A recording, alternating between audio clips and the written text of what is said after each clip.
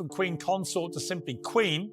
Camilla will go by a new title following the coronation tomorrow. It represents a long journey in the public's eye, from the royal outsider, often savaged by the media and the public, to woman praised for her wisdom and get on with it spirit. She also, of course, won over the late Queen Elizabeth, who backed her to be Queen Consort. You won't believe what just happened behind palace doors. The royal family is in complete chaos after Piers Morgan dropped a bombshell that's left everyone speechless. Queen Camilla's darkest secrets have been exposed, and the aftermath is absolutely devastating. What you're about to see will shock you to your core and change everything you thought you knew about the monarchy. In the rolling countryside of Wiltshire, nestled among 12 acres of carefully tended gardens, stands Raymill House, a late Georgian mansion that has served as Queen Camilla's private retreat for nearly 3 decades. Are lucky enough to spend precious time each year in Aberdeenshire. And finally, because 10 years ago, I received the great honour of being installed as Chancellor of this very special university. This property, purchased by Camilla in 1996, following her divorce from Andrew Parker Bowles for £850,000, represents far more than just another royal residence. It stands as her personal sanctuary, a place where she has maintained her independence even after joining one of the world's most scrutinized families. Raymill House holds a unique position within the royal property portfolio. Unlike the grand official residences such as Buckingham Palace, Windsor Castle, or even Highgrove House where she lives with King Charles, this Wiltshire estate remains entirely her own. The decision to retain ownership of the property after her marriage to Charles in 2005 was seen by many as an assertion of personal autonomy within the rigid structures of royal life. The house, with its honey-colored stone facade and traditional English architecture, has witnessed some of the most private moments of Camilla's transformation, from a divorced countryside resident to Queen of England. The estate itself tells a story of careful cultivation and personal taste. The extensive gardens feature everything from formal flower beds to productive vegetable patches, where Camilla has been known to personally tend to her crops. Beehives dot the landscape, producing honey that is eventually sold through Fortnum & Mason, with proceeds benefiting various charitable causes. This blend of private pleasure and public service has become characteristic of how Camilla has approached her role within the royal family, always maintaining a connection to her pre-royal life while embracing her duties as a senior member of the monarchy. For years, Raymill House served as the perfect backdrop for Camilla's gradual integration into royal life. It was here that she hosted her daughter Laura's wedding reception in 2006, demonstrating how the property bridged her personal family life with her growing public responsibilities. The house appeared in Country Life magazine in 2022 to celebrate Camilla's 75th birthday, showcasing the careful balance she had struck between privacy and public interest. Royal photographers captured images that revealed a woman comfortable in her own space, surrounded by personal mementos and family photographs that told the story of a life lived largely away from the public eye. The significance of Raymill House extends beyond its role as a private residence. In 2025, King Charles made the decision to purchase the neighboring Old Mill property using his private funds, specifically to preserve Camilla's privacy and prevent the adjacent building from being converted into a wedding venue. This protective gesture underscored how important this retreat remained to the Queen, even after ascending to the highest position within the British royal family. What makes Raymill House particularly interesting within the context of royal properties is its complete independence from the Crown Estate or any official royal holdings. While other members of the royal family reside in properties that come with their titles and positions, Camilla's Wiltshire home represents something entirely different. It stands as a testament to her life before becoming queen, a tangible connection to the woman she was before the titles, the ceremonies, and the endless public scrutiny that comes with being married to the King of England. The house has also served practical purposes beyond personal retreat. Staff members who work at Raymill House operate within a more relaxed environment compared to the formal protocols of official royal residences.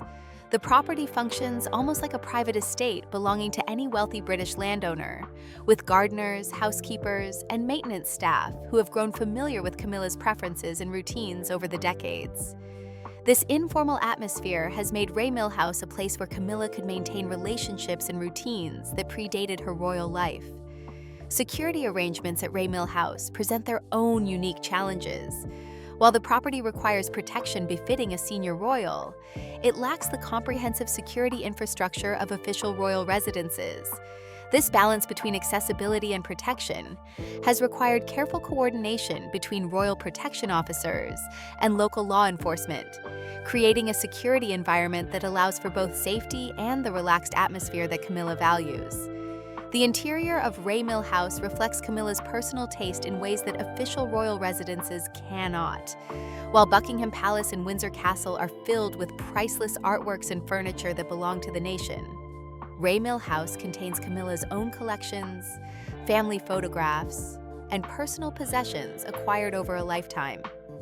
This distinction becomes particularly significant when considering how royal possessions are catalogued, protected, and accounted for within the broader context of the Crown's holdings. Over the years, Raymill House has witnessed numerous private gatherings, family celebrations, and quiet moments away from the public eye. It has served as a place where Camilla could entertain friends from her pre-royal life, host small charitable events, and simply exist as herself rather than as a public figure. The property represents continuity in a life that has undergone dramatic transformation, offering stability and familiarity in an existence otherwise defined by constant change and adaptation. The grounds of Raymill House have evolved significantly since Camilla's purchase of the property. What began as a traditional English country estate has been enhanced with additional gardens, improved facilities, and modern amenities while maintaining its historic character. The kitchen garden produces vegetables that appear on the family table, while the formal gardens provide settings for the occasional photo shoot or small reception. This blend of practical use and aesthetic beauty reflects Camilla's approach to her role within the royal family, combining duty with personal satisfaction. Understanding Raymill House and its significance provides essential context for appreciating how any incident occurring on the property would resonate far beyond a simple residential matter. This is not merely another royal property, but rather Camilla's personal domain, a place where she has maintained control and independence throughout her journey from private citizen to queen. Any controversy arising from Raymill House would therefore carry implications not just for royal protocol, but for Camilla's personal sense of security and autonomy within her transformed life. The relationship between Princess Anne and Queen Camilla represents one of the most complex and scrutinized dynamics within the modern British royal family. Their interactions carry the weight of decades of history, personal connections, and the intricate web of relationships that have shaped the monarchy over the past 50 years. Understanding their relationship requires examining not just their personal chemistry, but also the broader context of royal protocol, family loyalty, and the evolution of the institution itself. Princess Anne, the only daughter of Queen Elizabeth II and Prince Philip, has built her reputation as the most hardworking member of the royal family, consistently topping the annual list of royal engagements year after year. Known for her no-nonsense approach, sharp wit, and unwavering commitment to duty, Anne has carved out a unique position within the family structure. She maintains a reputation for speaking her mind, often in ways that other royals might consider too direct or undiplomatic. This forthright nature has earned her respect from both the public and her family members, who view her as someone who can be trusted to prioritize the institution's best interests above personal considerations. Anne's relationship with protocol is particularly fascinating when examined in the context of her interactions with Camilla. Royal protocol dictates strict hierarchies and procedures, yet Anne has been known to navigate these requirements with a mixture of respect for tradition and practical flexibility. Recent public appearances between the two women have demonstrated this delicate balance, particularly during their joint engagement at the University of London in November 2024, where Anne presented Camilla with an honorary doctorate of literature. During this event, observers noted a particularly telling moment when Camilla invited Anne to enter a room before her, acknowledging Anne's role as chancellor of the university. However, Anne politely declined, indicating that as queen, Camilla should proceed first according to the order of precedence. This exchange, witnessed by reporters and university officials, provided a rare glimpse into how the two women navigate their respective roles and the mutual respect that has developed between them over the years. The foundation of their relationship stretches back much further than Camilla's marriage to Charles in 2005. Their connection traces to the early 1970s, when both women moved in similar social circles within London's upper-class society. Anne and Camilla's first husband, Andrew Parker Bowles, had a romantic relationship before his marriage to Camilla in 1973. This early connection created a complex dynamic that would persist for decades, as Parker Bowles remained close to both women throughout his marriage and beyond. The Andrew Parker Bowles connection adds layers of complexity to the Anne-Camilla relationship that extend far beyond typical in-law dynamics. Parker Bowles, a cavalry officer with deep ties to the royal household, had been connected to the royal family since childhood. His father was a friend of the Queen Mother, and Andrew himself served as a page boy at Queen Elizabeth II's coronation in 1953. This long-standing relationship with the royal family meant that his romantic history with Anne was well known within royal circles.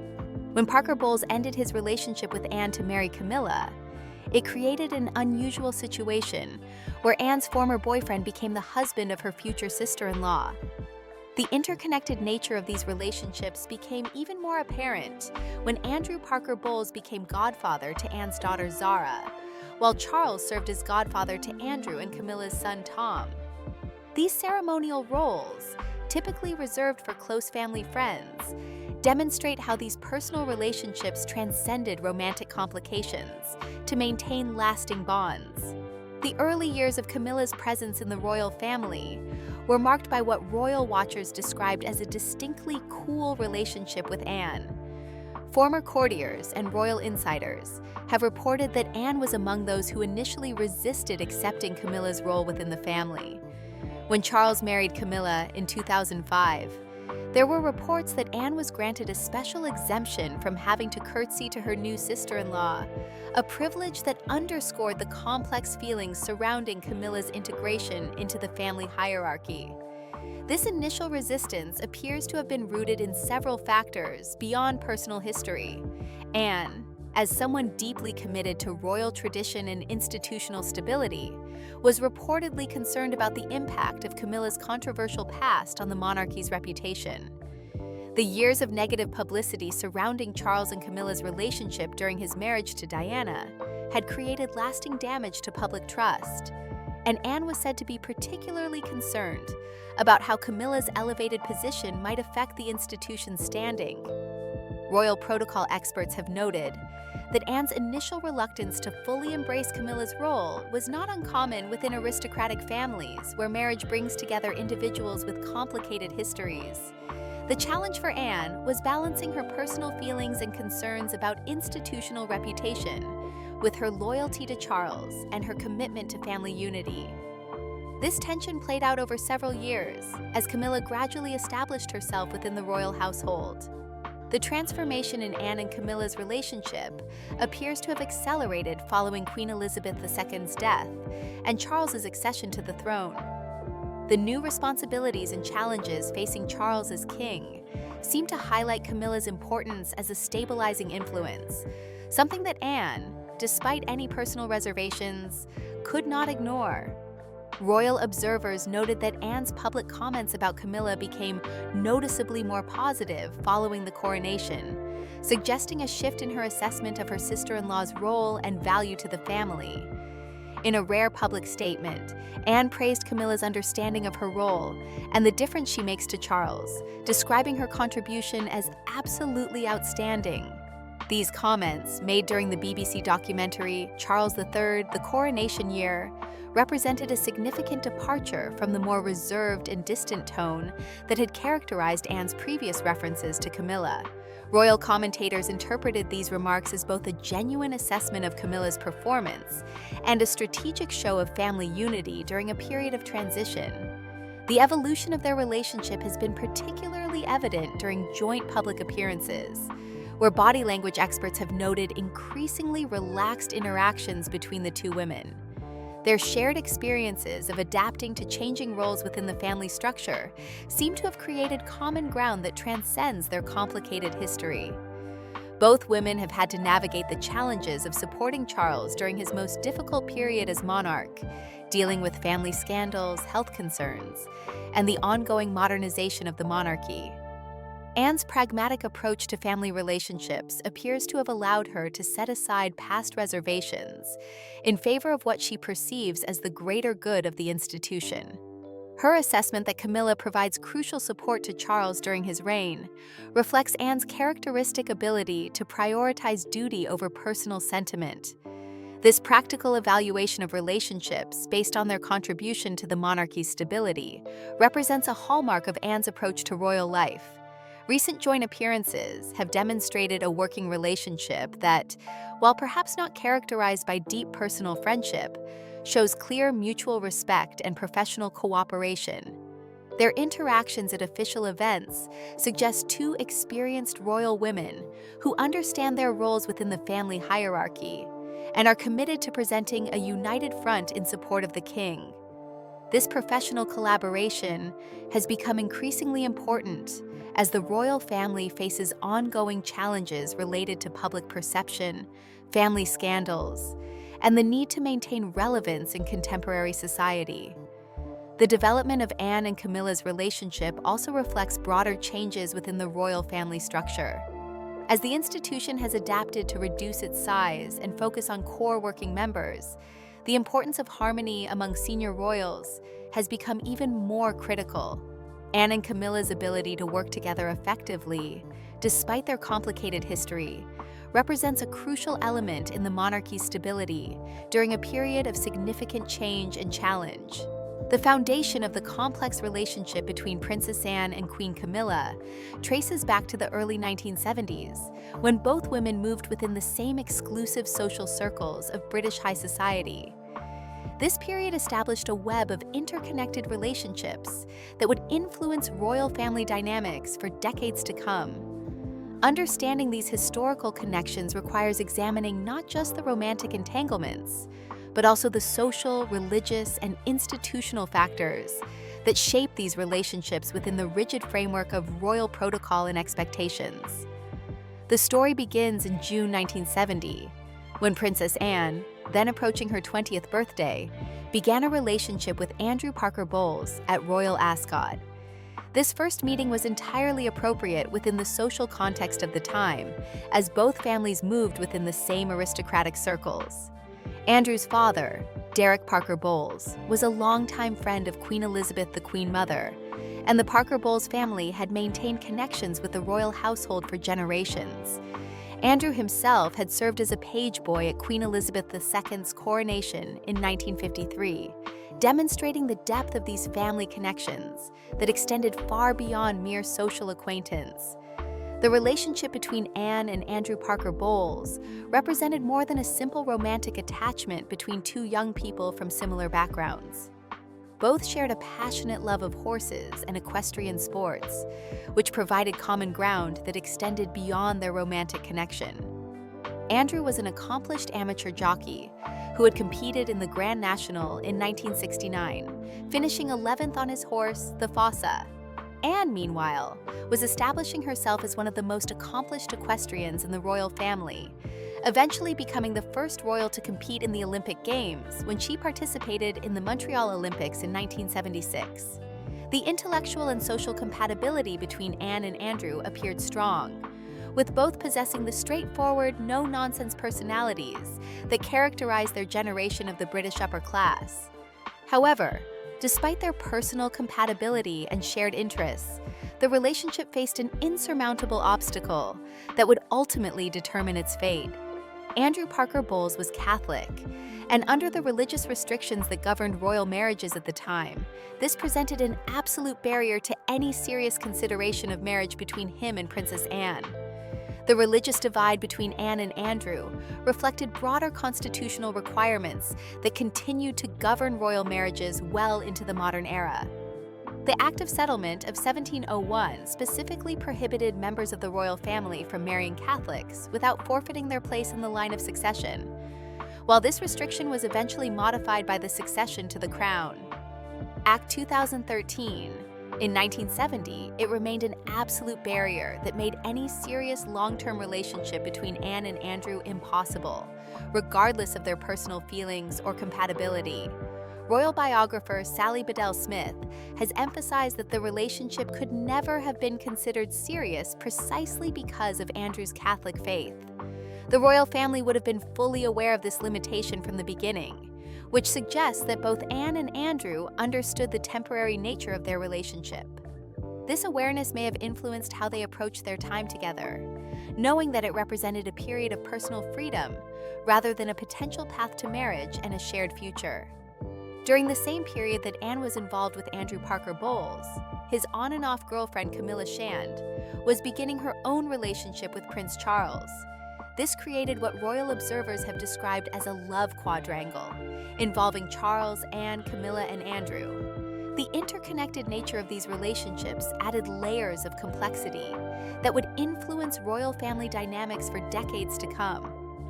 While Charles and Camilla were developing their connection at polo matches and social events, Anne and Andrew were exploring their own compatibility within the same social settings.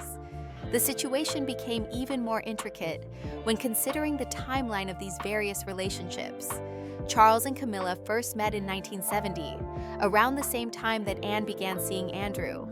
However, the exact chronology of who was with whom at specific times remained somewhat unclear, as these relationships developed within private social circles where discretion was paramount. What is clear is that all four individuals moved within the same exclusive social network, attending the same events and maintaining friendships that transcended their romantic entanglements. The end of Anne's relationship with Andrew Parker Bowles appears to have been handled with characteristic royal discretion and practical acceptance of circumstances beyond their control. Rather than creating lasting bitterness or resentment, both parties seem to have recognized the institutional limitations that made their relationship ultimately impossible. This mature handling of their separation allowed them to maintain a friendship that has persisted throughout the decades, demonstrating the sophisticated social skills that both possessed. Following the end of his relationship with Anne, Andrew Parker Bowles married Camilla Shand in 1973. The wedding took place at the Guards Chapel in London, with several members of the royal family in attendance, including Princess Anne herself. This attendance demonstrates the civilized manner in which these relationship transitions were handled within aristocratic circles, where personal feelings were expected to be subordinated to social grace and family harmony. The marriage between Andrew and Camilla produced two children, Tom Parker Bowles and Laura Lopes, both of whom would eventually develop their own relationships with the royal family. The godparent arrangements that emerged from these family connections reveal the continued intertwining of these relationships. Andrew Parker Bowles became godfather to Princess Anne's daughter Zara, while Prince Charles served as godfather to Tom Parker Bowles, Andrew and Camilla's son. These ceremonial roles, far from being merely honorary, represented genuine ongoing relationships that transcended the romantic complications of the previous generation. The friendship between Anne and Andrew Parker Bowles has remained remarkably consistent over the decades, often observed by the press and public at horse racing events, particularly at Royal Ascot. Their shared love of equestrian sports has provided a natural context for maintaining their connection, allowing them to interact regularly within settings that feel comfortable and familiar to both. Photography from various racing events over the years shows them engaged in animated conversation, suggesting a relationship that has matured into genuine friendship based on mutual interests and respect. This enduring friendship between Anne and Andrew has reportedly created some tension for Camilla over the years. Royal biographer Penny Junor has suggested that Camilla has always felt somewhat uncomfortable with the close relationship between her former husband and her current sister-in-law. The knowledge that Anne and Andrew shared a romantic history, combined with their obvious ongoing affection and compatibility, may have contributed to Camilla's initial difficulty in fully integrating into the royal family dynamic. The complexity of these relationships was further complicated by reports that Anne and Andrew may have maintained their connection even after both had married other people. Royal biographers have suggested that Anne's marriage to Captain Mark Phillips in 1973 was influenced by her need to find a suitable alternative after her relationship with Andrew ended due to religious restrictions. Similarly, some observers have speculated about the level of contact between Anne and Andrew during their respective marriages, though such speculation remains largely unconfirmed. The divorce of both couples in the 1990s added another layer to these historical relationships. Anne and Mark Phillips divorced in 1992, while Andrew and Camilla divorced in 1995, both citing mutual infidelity as contributing factors to their marriage breakdowns. These divorces occurred during a particularly difficult period for the royal family, marked by public scandals and intense media scrutiny of royal private lives. Understanding these historical relationships provides crucial context for appreciating the current dynamic between Anne and Camilla. The fact that both women have romantic histories with the same man, combined with the ongoing friendship between Anne and Andrew, creates a unique situation within the royal family. Camilla's integration into this family structure required navigating not just public opinion and institutional expectations, but also complex personal relationships that predated her marriage to Charles by decades. The evolution of these relationships demonstrates the sophisticated social navigation required within aristocratic British society, where personal feelings must often be balanced against institutional requirements and family harmony. The ability of all parties to maintain civilized relationships, despite complicated romantic histories, speaks to their understanding of the larger social and institutional context within which they operate. The historical context of these relationships also illuminates why Anne's initial coolness toward Camilla may have been more complex than simple personal dislike. The combination of institutional concerns about Camilla's impact on the monarchy's reputation, personal history involving shared romantic connections, and the ongoing friendship between Anne and Andrew created a situation requiring careful emotional and social management from all involved parties. The public perception of Camilla Parker Bowles represents one of the most dramatic image transformations in modern royal history. From being widely reviled as the other woman who destroyed the fairy tale marriage between Prince Charles and Princess Diana, to eventually becoming Queen Camilla. With broad public acceptance, her journey illustrates the power of time, strategic public relations, and genuine commitment to duty in reshaping public opinion. The foundation of Camilla's controversial reputation was established during the 1980s and early 1990s, when her relationship with Prince Charles became public knowledge, while he was still married to Diana. The revelation of their affair created a scandal that would define public perception of Camilla for decades to come. The situation was particularly damaging because Diana had captured the hearts of the British public and the world as a young, glamorous princess who appeared to embody innocence and grace. The contrast between Diana's public image and Camilla's role as the older married woman conducting an affair with Diana's husband created a narrative that cast Camilla firmly in the role of villain. The publication of Andrew Morton's book, Diana, Her True Story, in 1992, brought the private pain of the royal marriage into full public view. Diana's cooperation with the book, though not initially known, provided intimate details about the impact of Charles's relationship with Camilla on her marriage and mental health. The book revealed Diana's struggles with bulimia, her suicide attempts, and her awareness of Charles's continued attachment to Camilla. Most damaging to Camilla's public image was Diana's description of confronting her at a party, where Diana reportedly told Camilla that she knew about the affair and simply wanted her husband back. The Tampon-gate, or Camilla-gate scandal of 1993, marked the absolute nadir of Camilla's public reputation. The publication of transcripts from an intimate 1989 phone conversation between Charles and Camilla provided explicit evidence of their ongoing relationship and contained content that many found embarrassing and inappropriate. The timing of the leak, coming just 1 month after Charles and Diana's official separation was announced, maximized the damage to both Charles and Camilla's reputations. The scandal was particularly brutal for Camilla, who found herself the subject of intense media scrutiny and public hatred. The immediate aftermath of the Camillagate scandal saw Camilla retreat almost entirely from public life. She became what one royal observer described as the most hated woman in Britain, subjected to hostile crowds whenever she appeared in public, and facing intense media harassment. Photographers followed her everywhere. Journalists attempted to break into her home, and she received death threats from members of the public who viewed her as having destroyed Diana's happiness.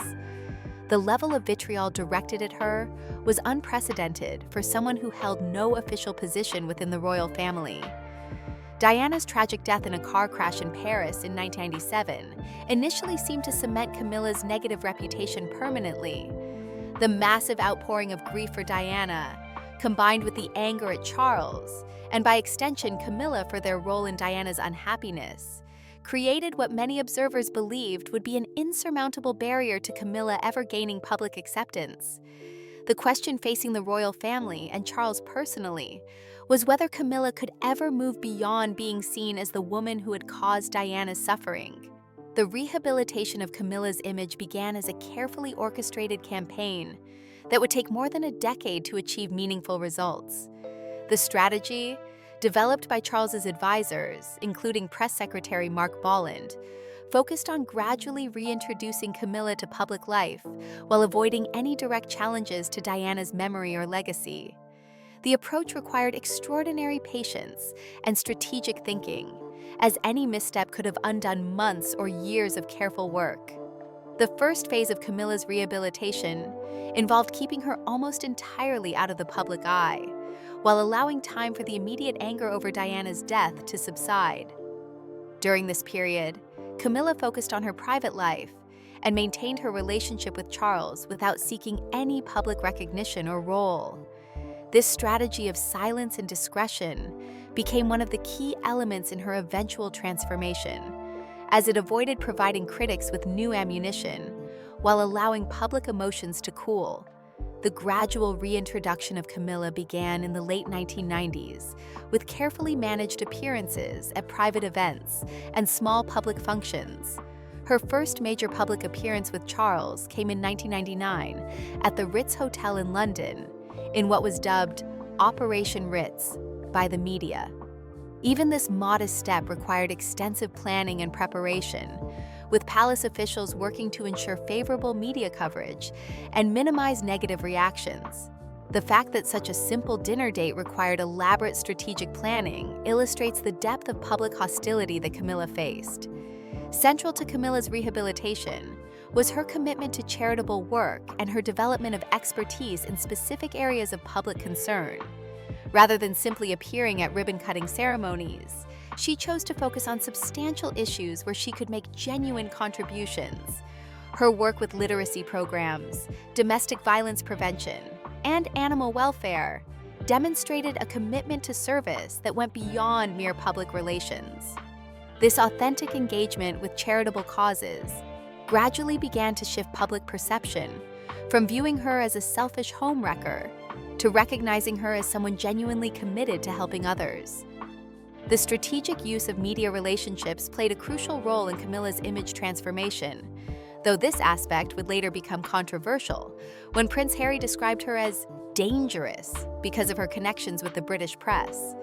The cultivation of relationships with key journalists and editors allowed for more favorable coverage of her charitable work, while managing negative stories about her past.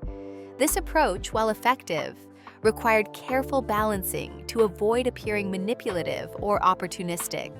Queen Elizabeth II's eventual endorsement of Camilla represented the most significant milestone in her rehabilitation. The Queen's decision to meet privately with Camilla in 2000 sent a powerful signal to both the royal family and the public that Camilla had achieved acceptance at the highest levels. This royal blessing provided legitimacy that no amount of public relations work could have achieved, and marked a turning point in public perception. The decision by Prince William and Prince Harry to publicly accept Camilla as their father's partner proved equally important in her transformation.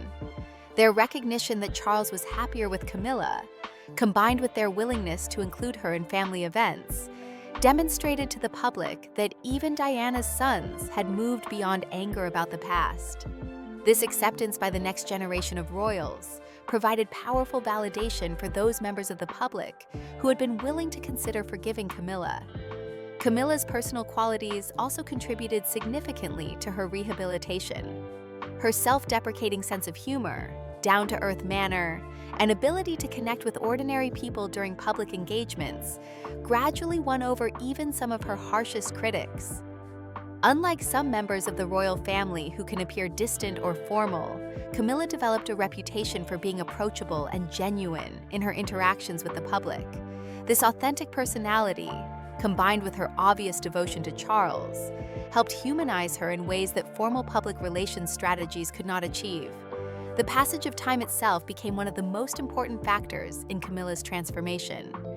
As years passed after Diana's death, new generations of the public emerged who had no personal memory of the original scandal.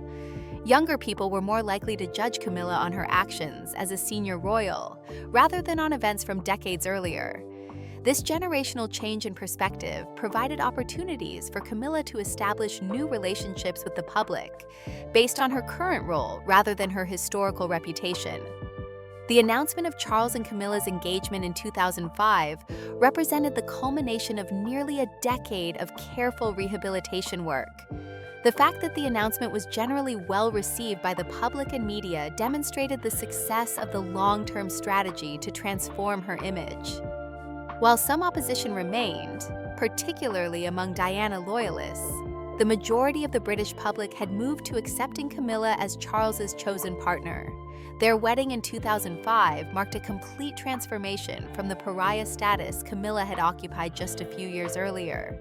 The decision to hold a civil ceremony followed by a religious blessing acknowledged the sensitive nature of the situation, while providing the legitimacy that Charles required as future Supreme Governor of the Church of England.